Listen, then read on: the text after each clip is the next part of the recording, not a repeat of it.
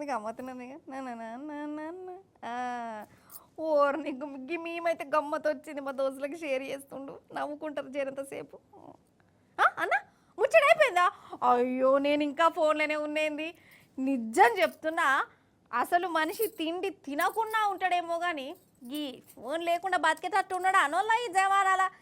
ఎంతసేపు phone phone phone పనులన్నీ విడిచిపెట్టి మరి ఈ ఫోన్లలోనే మునిగిపోతారు అంతెందుకు మొన్న గిద్దికి మళ్ళీ ఫోన్ చేయబట్టి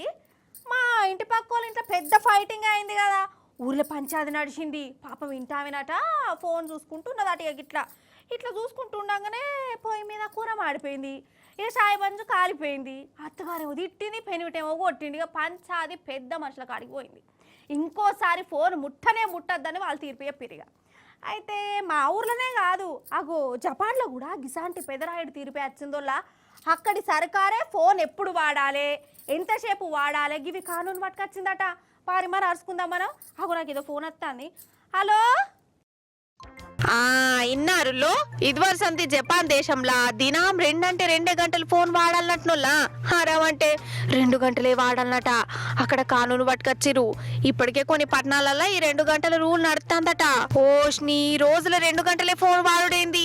అయినా జనం ఫోన్ వాడుతుంటే ఈ సర్కారు వాళ్ళకి ఏమైతుంది అని అనిపించచ్చు అయితే జపాన్ వాడంటే తుఫాన్ లేపినట్టే చేస్తారు కదా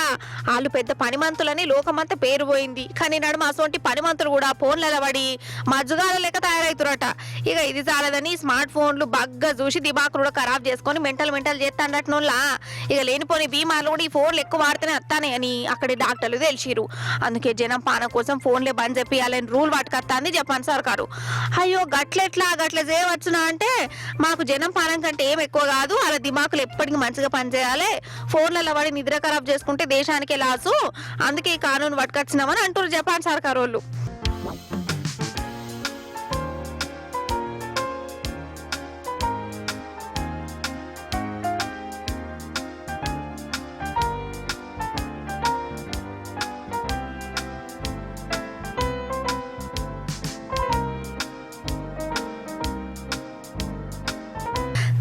ఫోన్ చేతుల 2 గంటలు లేకుంటేనే పానమంతా మిరమిరమంటది చెయ్యి పోయినట్టే అవుతుంది చాలా మందికి అసంటిది 2 గంటలే ఫోన్ పట్టుకొని కడుమిరు 2 గంటలు ఫోన్ లేకుండా ఉండాలంటే ఈ జపాన్ వాళ్ళు ఎట్లుంటారు కావచ్చు వాళ్ళు ఎట్లనన్ను ఉంటారు వాళ్ళ అందుకే వాళ్ళు ఏదేదో కానీ పెడతారు కానీ మన అసంటోళ్ళు అట్లా ఉండరు కావచ్చు ఈ కారణం మన కాడ కూడా పట్టుకత్తే చాలా మంది ఎర్రగడ్డ దవాఖానలను లేకుంటే రీహాబిలిటేషన్ సెంటర్లలో పడతారు కావచ్చు